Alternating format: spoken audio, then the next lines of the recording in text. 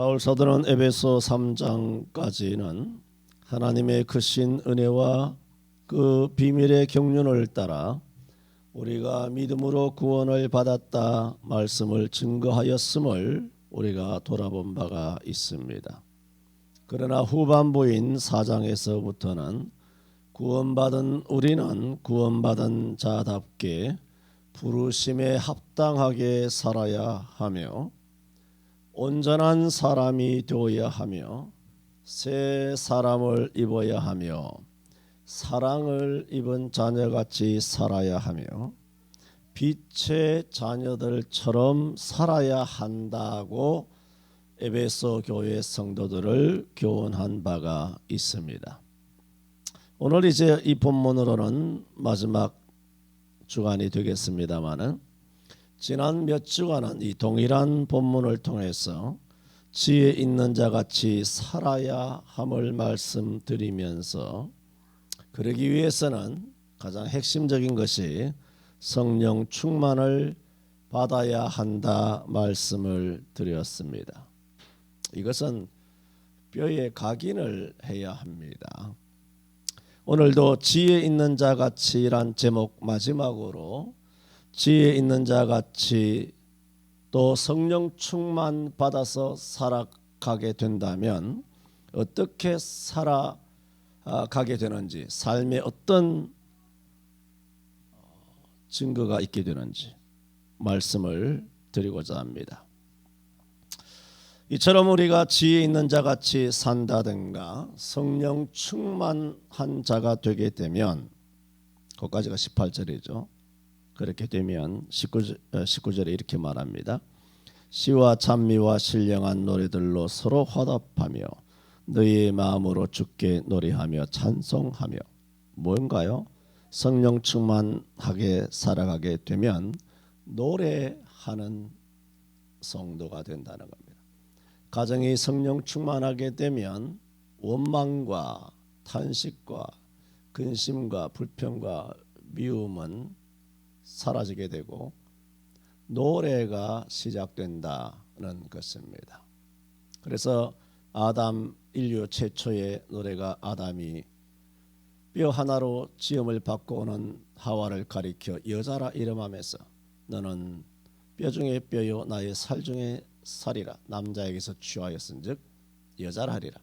여자를 여자라 이름을 지어준 것은 전능하신 하나님이 이름을 지어준 것이 아니라 남자인 아담이 여자인 하와에게 여자라 이렇게 이름을 지어준 것입니다.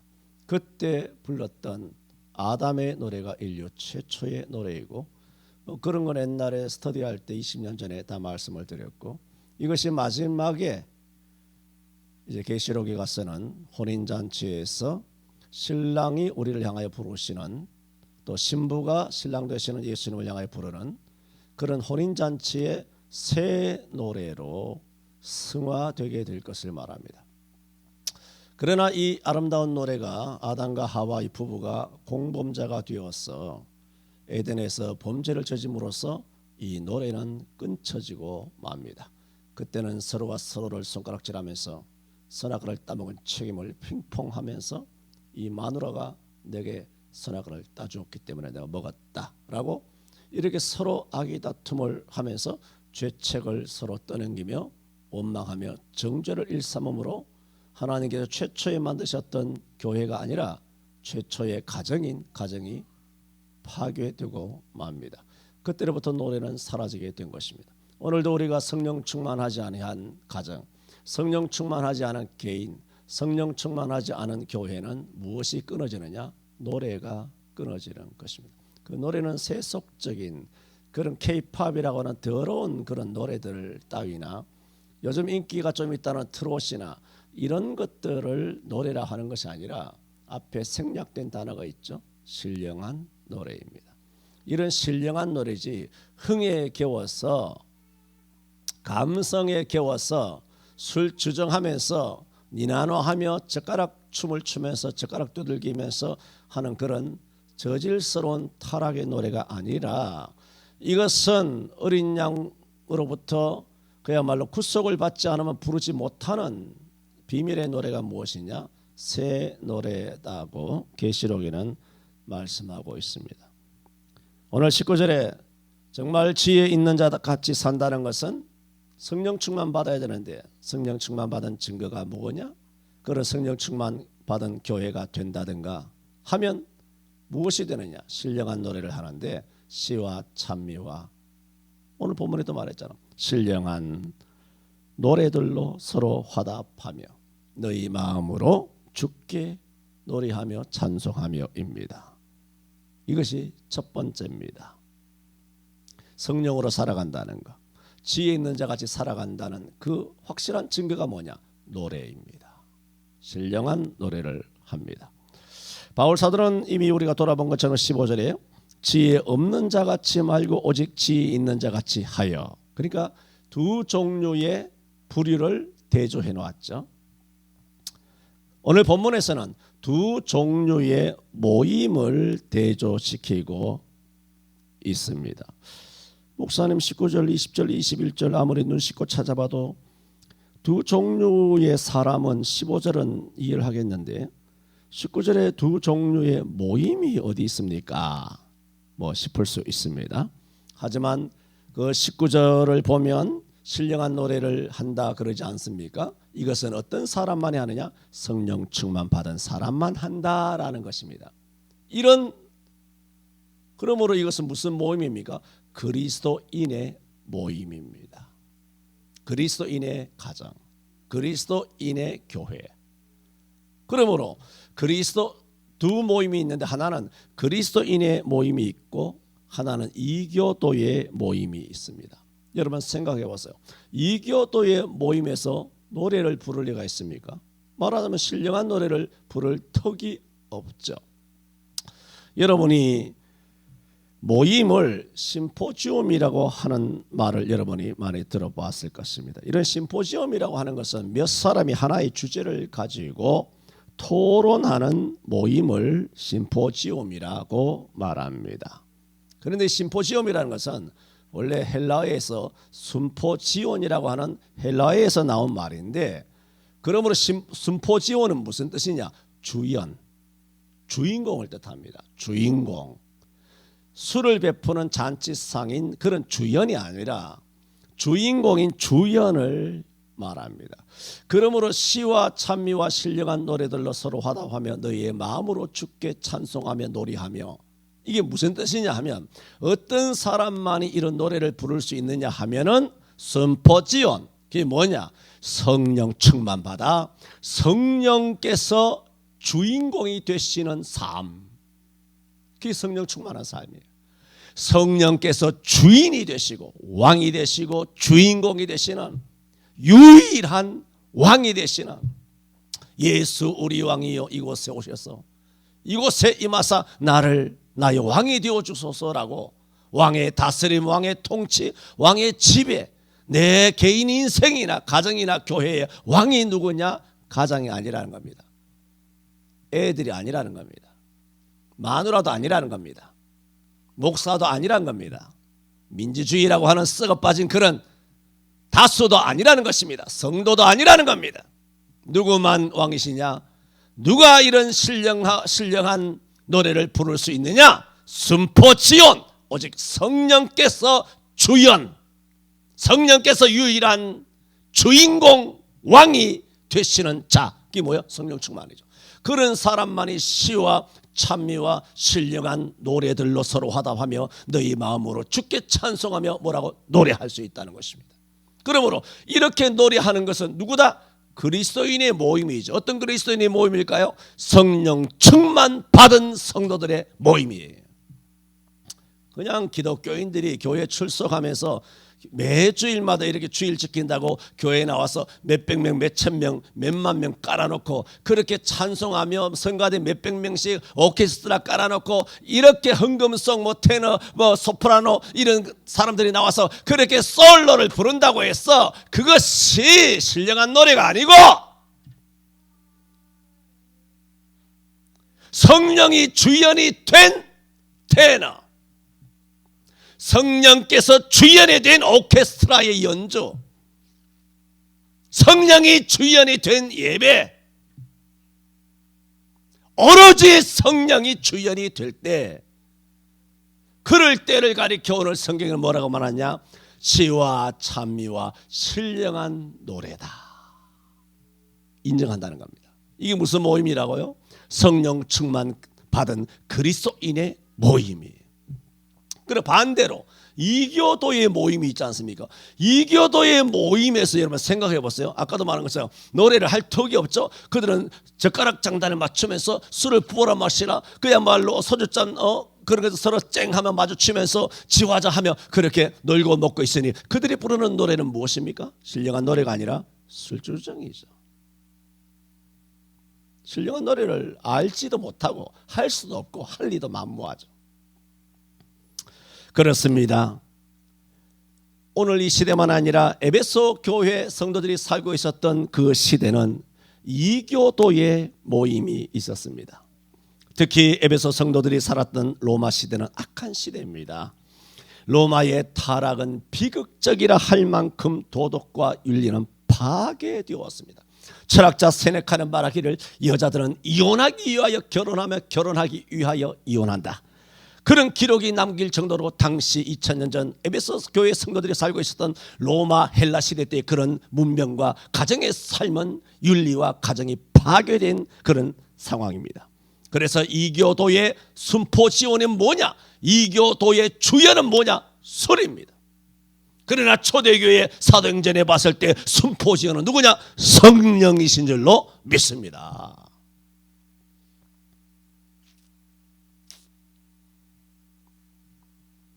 그러므로 2000년 세계사나 오늘 이 밤문화를 지배하고 있는 오늘 이 5200만들이 살아가는 이 모든 수백 년 된 이런 문화를 보세요. 이교도들의 모임에서 술은 뗄래야 뗄 수가 없습니다.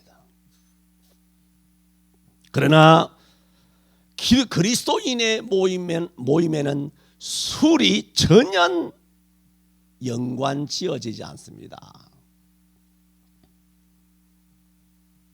그래서 18절에 술 취하지 말라, 이는 방탕한 것이니 라고 했습니다.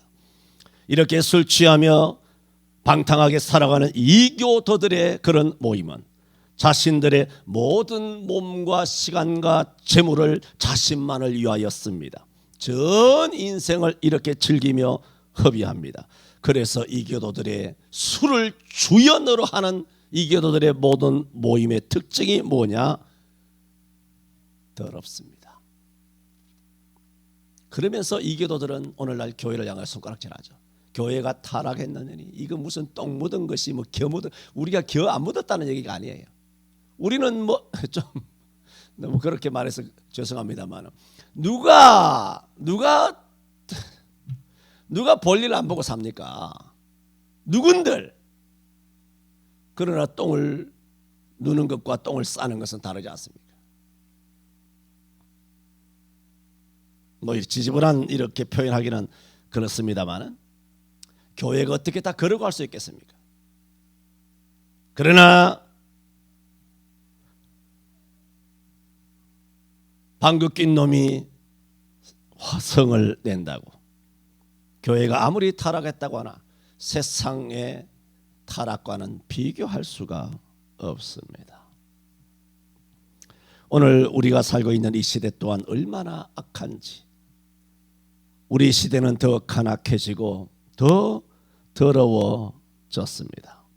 다 그런 것은 아니겠지만 기독교인들이 모인 이교도들의 모임은 모였다고 하면 그것이 산악회가 되었던 조기축구회가 되었던 골프회동이 되었던 그 어떤 댄스 동아리가 되었던 취미 동아리가 되었던 간에 필연 더러운 타락의 나락으로 떨어지는 것은 정해진 수순입니다. 바울 사도는 너희는 어떻게 행할 것을 자세히 주의하여 지혜 없는 자 같이 말고 오직 지혜 있는 자 같이 하여. 사람은 두 부류가 있다. 지혜 없는 자가 있고 지혜 있는 자가 있다. 또 두 모임이 있다. 술주정을 하는 이교도들의 모임이 있고 시와 찬미와 신령한 노래를 하는 성령 충만 받은 그리스도인들의 모임이 있다. 이게 뭐냐? 교회죠. 두 모임이 있다는 것을 19절이 방증을 하고 있는 것입니다. 이처럼 그리스도인의 모임의 주연은 오직 성령 있습니다. 과연 성경은 천국 또한 비유하기를 노랫소리가 끊어지지 않는 잔치집으로 비유하고 있습니다. 마태복음 22장 2절에 천국은 마치 자기 아들을 위하여 혼인잔치를 베푼 어떤 임금과 같으니 했습니다. 마태복음 25장 10절에 저희가 기름을 사러 간 동안에 신랑이 오므로 예배하였던 자들은 함께 혼인잔치에 들어가고 문은 닫힌지라고 했습니다. 누가복음 5장 29절에 레위가 예수를 위하여 자기 집에서 큰 잔치를 하니라고 했고, 누가복음 13장 29절에도 사람들이 동서남북으로부터 와서 하나님의 나라 잔치에 참석하리니 말했고, 계시록 19장 19절에도 천사가 내게 말하기를 기록하라, 어린 양의 혼인 잔치에 청함을 입은 자들이 복이 있도다, 그렇게 말했습니다. 신약 성경 도처에는 천국을 뭐로 묘사하고 있는지 아십니까? 또 계시록에 장차 있을 종말의 신랑과 신부 되시는 예수님과 우리의 이 혼인잔치의 절대적인 만남을 역시 잔치라. 여러분, 잔치와 뗄래야 뗄 수 없는 그 이미지는 노래입니다. 잔치에는 흥이 있는 겁니다.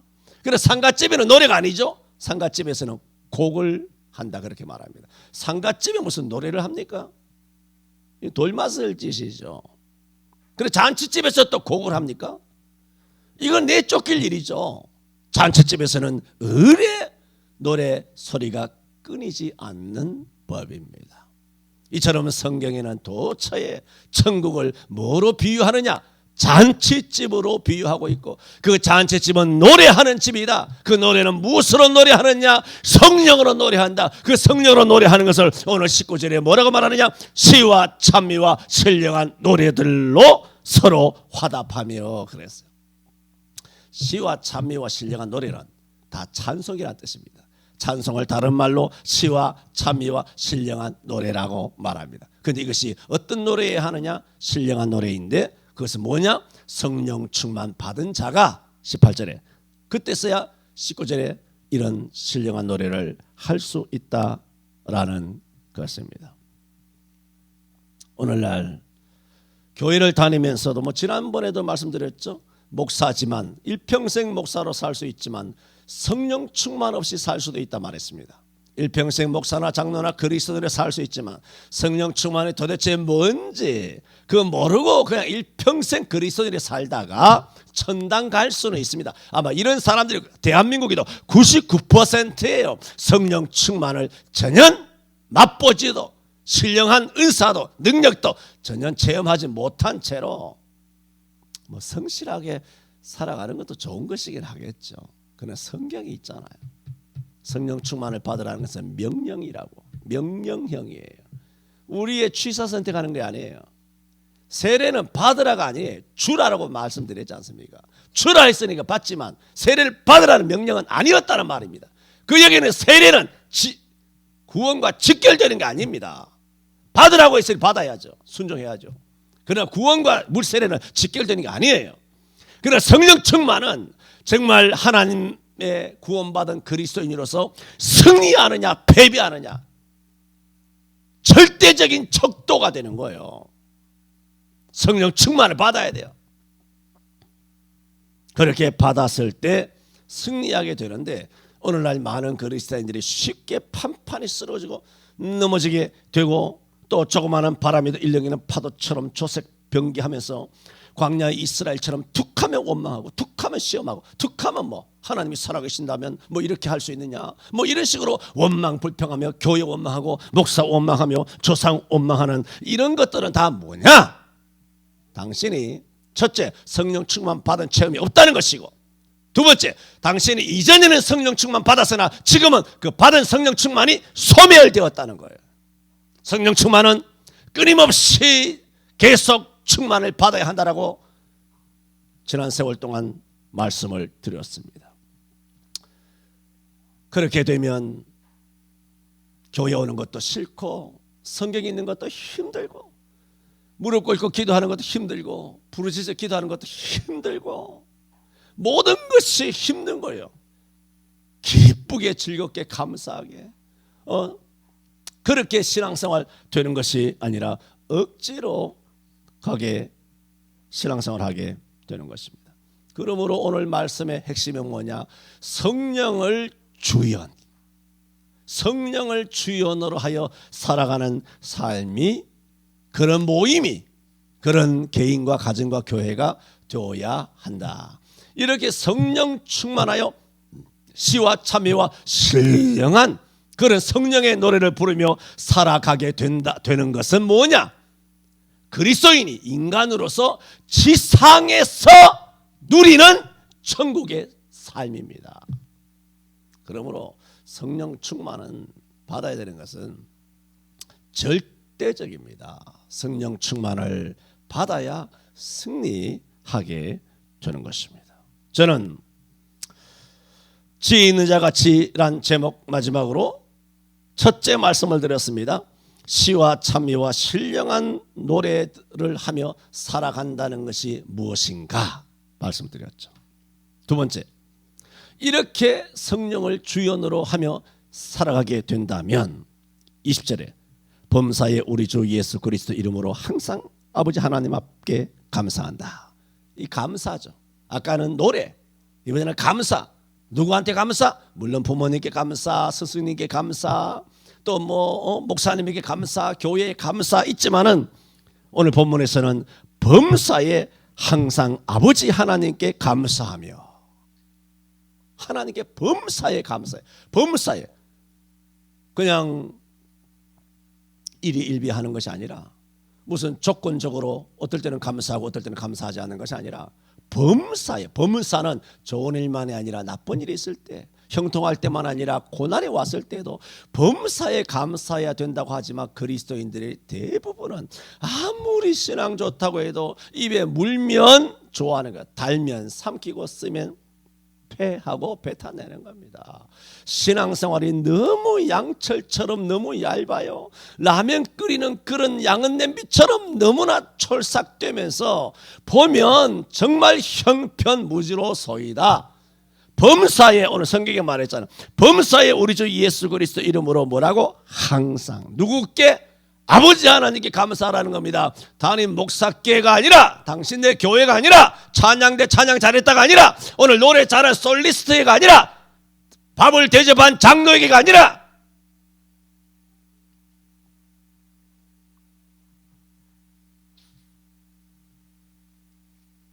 초대교회 성도들은 하나님의 사랑이 우리를 구원해 주시기 위해 자신을 낮추시기까지 하셨다는 사실에 감격하고 감사하였습니다. 근본적인 감사죠. 빌립보 2장 5절에도 말했지 않습니까? 너희 안에 이 마음을 품으라고 그리스도 예수의 이 마음이니, 그는 근본 하나님의 본체시나 하나님과 동등됨을 취할 것으로 여기지 아니하시고 오히려 자기를 비워 사람의 형상으로 나타나셨으니 그렇게 말했습니다. 자기를 낮추시고 죽기까지 순종하셨으니 라고 말씀하셨어요. 그러므로 초대교회 성도들의 항상 아버지 하나님 앞에 감사한 것은 그냥 피상적인 감사, 껍데기의 감사가 아니라 근본적인 감사예요. 근본적인 감사가 뭐라고요? 우리 주 예수 그리스도의 이름, 그렇게 말했잖아요. 우리 예수 그리스도께서 우리 주가 되시는 예수 이름은 어떤 이름입니까? 십자가에 못 박혀 죽어주심으로 우리 주가 되셨잖아요. 예수가 되신 거 아니에요. 예수가 주가 되시고 예수가 그리스도가 되신 것은 그냥 된 게 아니잖아요. 예수는 이 땅에 예수로 오셨잖아요. 죽으시고 부활하심으로 우리의 주가 되신 거, 주 그리스도가 되신 거예요. 주님이 주 예수 그리스도로 오셨다가도 십자가에 죽으시지 아니하시면 우리의 주가 되지 못하죠. 안 그렇습니까? 그러므로 오늘 바울 사도가 에베소 교회에 범사에 아버지 하나님 앞에 항상 감사해야 되는데, 어떻게? 우리 주 예수 그리스도 이름으로 하나님 아버지에 감사하라는 말은 너희의 감사가 피상적인 감사가 되어서는 안 된다. 근본적인 감사가 되어야 된다. 먹을 거 주면 감사하고, 직장 뭐 잘 되면 감사하고, 자식 잘 되면 감사하고, 오늘 맛있는 거 먹어서 감사하고, 행복하니까 감사하고. 그건 뭐하노? 그거는 오늘 20절에서 말씀하시는 감사 아닙니다. 이 감사는 에베소 교회 성도들에게 바울 사도가 요구하고 있는 것은, 예수님께서는 우리를 구원하시기 위하여 하늘 보좌를 버리시고 자신을 낮추어 사람의 모양이 되시고 그 육체의 죄를 정하시고, 그리고 우리를 대신할 십자가에, 지난 주일에도 말씀드렸죠, 골고다 해골이 되신 거, 해골. 그럼으로써 우리를 구원하셨으니 근본적인 감사를 하라는 것입니다. 우리 자신이 하나님의 손 안에, 우리의 운명이 하나님의 손 안에 있음을 감사하라는 것이고, 모든 것이 하나님으로부터 왔다는 사실에 대하여 감사해야 한다는 것입니다. 심지어 초대교회의 위대한 설교가였던 크리스토스톰은 말하기를, 하나님께서 지옥을 만드신 것에 대하여 감사하라 그랬습니다. 그분이 말씀하시는 것은, 그는 지옥이 있으므로 성도로 하여금 나태하지 아니하고 바른 길로 걸어가도록 하는 위협과 경고가 되기 때문에 감사해야 된다 하는 의미로, 크리스토스톰은 하나님께서 지옥을 만드신 것에 대하여 감사해야 된다라고 말했으나, 거기에 대해서도 저는 일정 부분 인정합니다. 그러나 저는 그 크리스토스톰의 그런 지옥을 만든 의미를 넘어서서, 저는 오늘 이 시대에 인간들이 하나님을 향한 막말, 사탄 숭배자로서 하나님을 대적하는 그런 악랄한 오늘 이 시대의 행위들을 보면서, 저는 하나님이 지옥을 만드신 것에 대하여 감사해야 된다. 왜냐?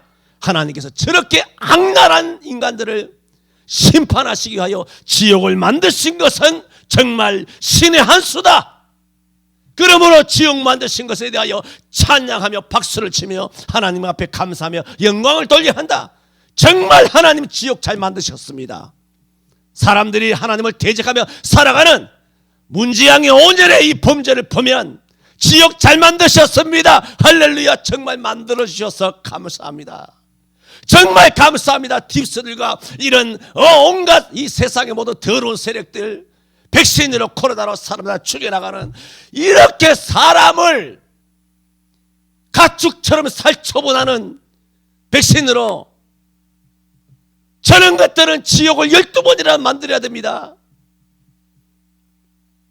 단순히 성도들로 하여금 위협과 경고 의미에서의 지옥이 아니라 심판하기 위하여 정말 잘 만드셨습니다. 그러므로 우리는 하나님 앞에 주 예수 그리스도 이름으로 범사에 아버지 앞에 감사해야 하는 겁니다.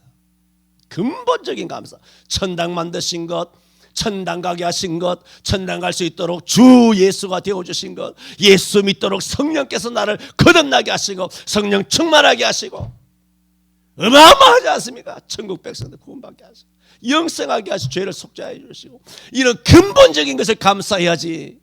연봉을 났다고, 무슨 대리가 과장 됐다고, 과장이 팀장 됐다고, 뭐 집 샀다고 막 감사하다가 지금 연끌 해가지고 지금 2030이 많이 이렇게 뭐 지금 금리가 엄청 올라가가지고 지금 뭐 지옥이 다 돼가지고 집값이 엄청나게 떨어진 거 아닙니까?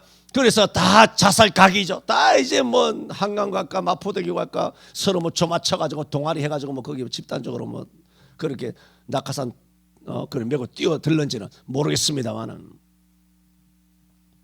그러면 뭐 또 집값을 배나 6억이 12억 뭐 10억 20억이 뭐 40억씩 올라서 감사하여 또 하나님의 감사한 건 다 있단 말입니다. 집값 떨어지고 어떻게 할까요? 그건 감사 안 합니까? 지금 엉망진창인데, 초토화됐는데, 그러므로 옛말이 하나 틀린 것이 없죠. 그냥 우스갯소리지만 아빠가, 거지 아버지가, 애야 우리가 다리 밑에 사는 것이 얼마나 감사한지 모른다. 감사해라. 불이 나지만 온 마을이 불나지만 불날 집도 없고 무슨 종부세 낼 그런 집도 없고, 재산세 낼 재산세가 얼마나, 보유세가 얼마나 한 줄 아십니까? 3천만 원 6천만 원씩 1년에 내야 됩니다. 그거 내려고 강남의 사람들도 알바하고 택배하고 온갖 것으로 그렇게 그거 3천만 원 6천만 원 벌어가지고 1년 연봉을 보유세를 다 내야 됩니다. 그 살인적인 그런 재산세 가림주고 하는 그런 범죄 행위를 지난 5년에서 다 저지른 거 아닙니까? 그런데도 이런 사탄의 자식인 문재인과 민주당을 지지하는 예수 안 믿는 사람은 내가 이해를 한다라고 말할 수 있겠으나 기독교인들이 저런 빨갱이 새끼 마귀 새끼들을 지지한다는 것은 이거는 정말 혀를 깨물고 죽어야 되는 것입니다. 이건 인간이 아닌 것입니다. 어떻게 기독교인이 저런 빨갱이 정부, 거짓 정부, 뱀의 정부, 거짓 정부, 범죄 조직인 민주당을 지지한다는 것입니까?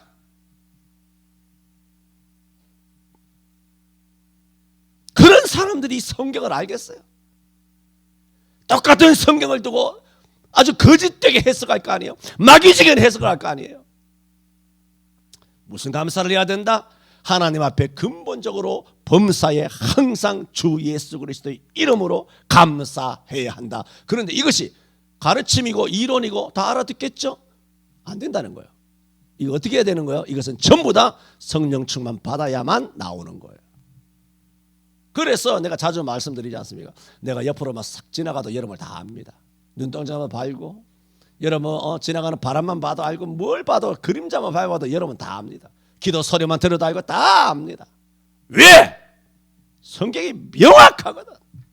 이게 안 되면 성령 충만 안 받은 거야. 성령이 소멸된 거야. 마귀 시험에 들고 있는 거야. 원망하고 있는 거야. 범죄하고 있는 거야. 하나님은 범사에 항상 감사하라고 했잖아. 성령 충만 받으면 이런 시와 찬미와 신령한 노래를 하는 성도와 가정과 교회가 될 줄로 믿습니다. 첫째는 신령한 노래요. 두 번째는 감사라는 것. 세 번째는 서로 경외하고, 이것은 아까는 뭡니까? 19절과 20절은 종적으로 하나님 앞에 영광을 돌리는 것이라면 20절은 횡적으로 그리스도를 경외함으로 피차 복종하라. 에?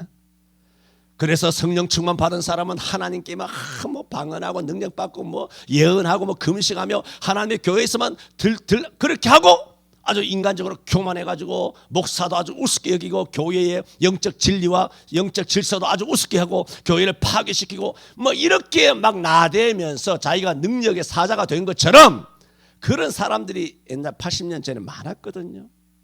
은사 받았다 그래서 교회의 명령도 복종하지 않아요. 교만해가지고. 고린도서 14장 32절인가요? 예언하는 자들의 영은 예언하는 자에 의하여 제지를 받는다고 하였거니와 전혀 제지하지 아니하고 자기 임의대로 교만하여서 교회의 질서를 무시하며 교회를 어지럽히면서 그렇게 복종하지 않는, 그냥 종적으로만 하나님을 잘 믿는 것처럼. 그러나 성경은 그게 아니에요. 정말 하나님 앞에 성령으로 충만한 사람은 횡적으로도 부모님도 공경하고 목사님께도 순종하고 교회 질서에도 참 그렇게 질서를 잘 지키면서 그렇게 화목하게 가는 거예요. 그게 사도행전 아닙니까? 성령 충만 받아서 교만했나요? 고린도 교회가 성령 충만 은사 충만 받아서 서로 나는 바울 팔아 아볼로 팔아 나는 예수 팔아 이렇게 개밥하라 하면서 서로 다투고 있죠. 그러나 초대 예루살렘 교회의 성령 충만은 그러지 않았죠. 사도행전 2장 44절이나 사도행전 4장 32절이나 믿는 자들이 다 마음이 함께 다 함께 있어. 저희가 자기 소유를 자기 것으로 말하는 자 하나도 없게 되고 마음을 같이하여 성전에 모이기를 힘쓰고 집에서 떡을 떼며 서로 찬송하며 그렇게 지낸 거 아닙니까? 그러므로 이와 같이 성령 충만 받은 그리스도인들의 모임, 그게 뭐냐? 서로 복종합니다. 로마서 12장 10절에도 형제를 사랑하여 서로 우애하고 존경하기를 서로 먼저 하며 부지런하여 게으르지 말고 열심을 품고 주를 섬기라고 말하고 있습니다. 주를 섬기라고 말하면서 형제를 사랑하여 서로 우애하고 존경하기를 서로 먼저 하며 부지런하여 게으르지 말고 열심을 품고 주를 섬기라. 주를 섬기라는 그 말씀 앞에 형제를 사랑하여 서로 우애하라는 말, 존경하기를 서로 먼저 하라는 말, 이런 말씀이 앞에 먼저 나오잖아요. 그러므로 정말 성령 충만 받은 사람이라면 종적인 하나님과 신과의 관계도 올바르게 놓여 있을 뿐만 아니라 횡적으로도 교회에서 화평케 하는 자가 되는 거예요.